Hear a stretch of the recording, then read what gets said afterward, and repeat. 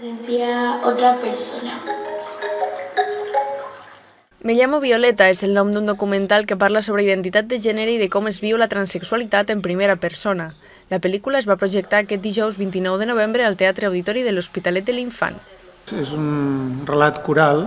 El fil conductor és una nena transgènere de 10 anys, que és la Violeta, i el seu pare, que és el Nacho Vidal, i la Francesca, però entorn amb ells n'hi ha altres personatges que són una mica més grans que la Violeta, que exemplifiquen altres decisions que haurà de prendre la Violeta quan es faci més gran. No?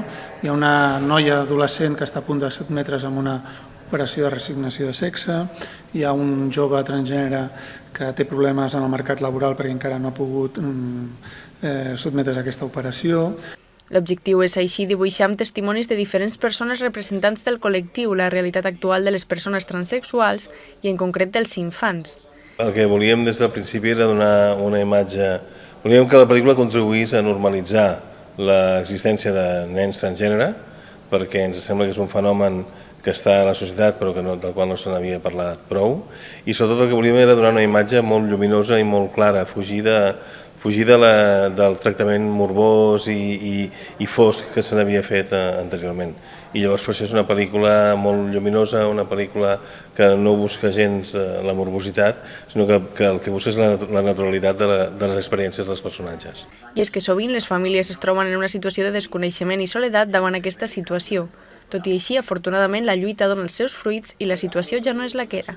La pel·lícula deixa clar que s'ha avançat molt, que de la situació que hi havia als anys 70, que hi havia una persecució inclús legal, perquè hi havia una llei que era la llei de vagos i maleantes, que es perseguia als homosexuals i encara molt més, evidentment, els que en deien en aquell moment travestis. No? S'ha avançat molt, però encara queda molt per fer, perquè bàsicament el que cal combatre és la ignorància, perquè quan hi ha ignorància hi ha reaccions de rebuig que són conseqüència d'aquesta ignorància. Llavors el que nosaltres pretenem és que la pel·lícula faci veure que això és una situació de la vida que no és un problema, sinó que és una situació i que s'ha d'abordar, però que no s'ha de problematitzar. No? El documental va anar seguit d'un cinefòrum amb el director David Fernández de Castro i el productor executiu Joan Úbeda. La projecció del film era un acte emmarcat dins de la Setmana contra la Violència vers les Dones, que se celebra amb multitud d'activitats al nostre municipi del 19 al 25 de novembre.